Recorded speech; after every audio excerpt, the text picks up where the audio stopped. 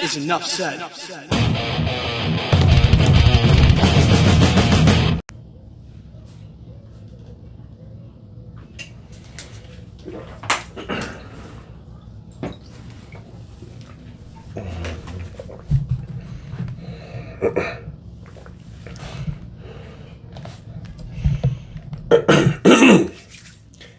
Happy Sunday, Heat Nation! Your boy Ernest here, back with another Miami Heat Talk video. Would really appreciate if you guys could like the video. Don't forget to subscribe to the channel. Now, I know you're seeing the goofy ass shirt, the band-aids around the fingers.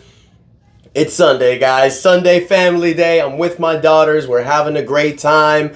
Had a show last night, so sorry I wasn't able to give you another video for Saturday. However, you know we're going to rock and roll on another Miami Heat Talk adventure today. And I got a good one for you guys because I'm gonna be honest with y'all. I'm gonna do a little rant today. And this rant is actually gonna be completely opposite of what I did yesterday. Now, for those of you that didn't see it, yesterday I talked about on the video that I feel that the Miami Heat might be doing something big for 2025, 2026. When you look at the salary cap, and I know a lot of people are calling me crazy, but when you look at the salary cap, the Miami Heat are going to have a lot of financial flexibility, not just next off season, but for the following off season. So I'm thinking, okay, the Miami Heat's kind of doing the same thing they did in 2008 to get LeBron, Chris Bosh, Dwayne Wade together, was to free up some cap space. It's like I've said, you gotta have some silver years in order to have some gold years.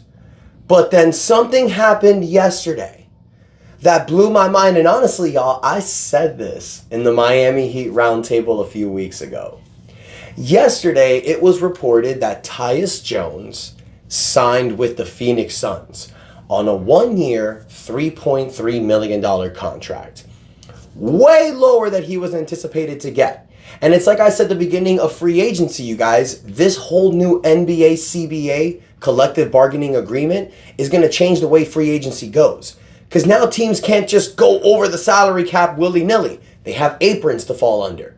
And when you're a second apron team, you are completely hampered. Tyus Jones was roughly estimated to get anywhere from like $10 to $15 million. There was no market for him. And I think probably the only teams that he could have gone to that had the space was Utah and Detroit. I don't think he wanted to go there. Dude wants to win. He's a competitor.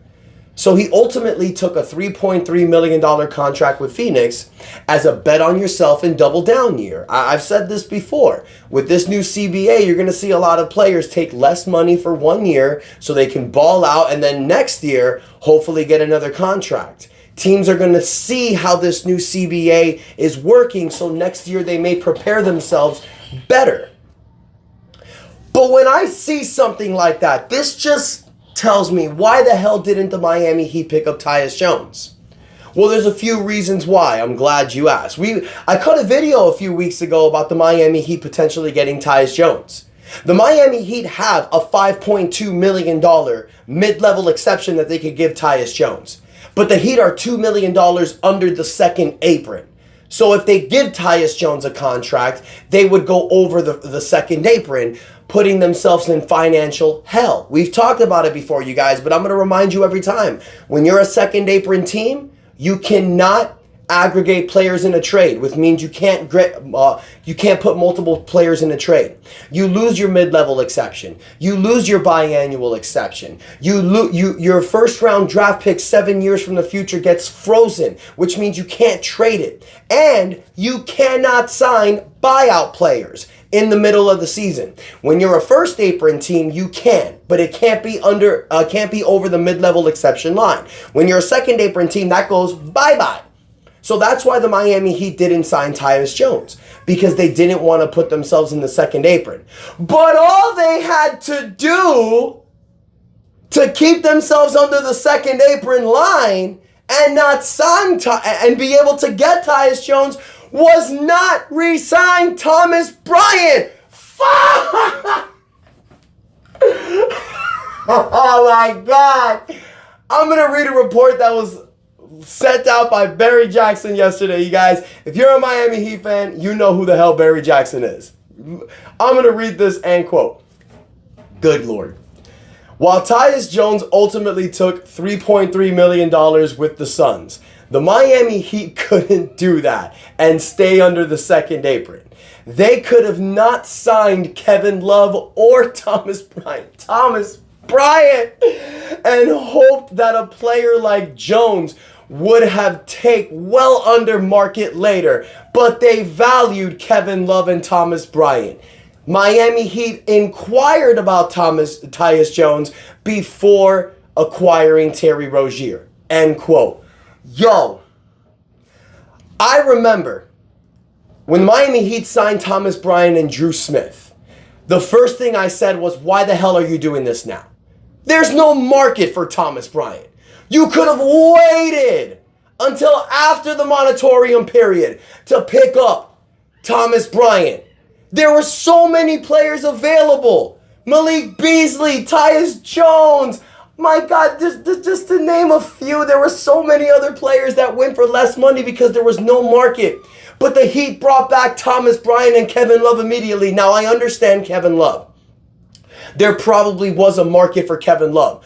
But what market is there for Thomas Bryant? And even if there is a market for Thomas Bryant, fuck him, whatever. Like, bro.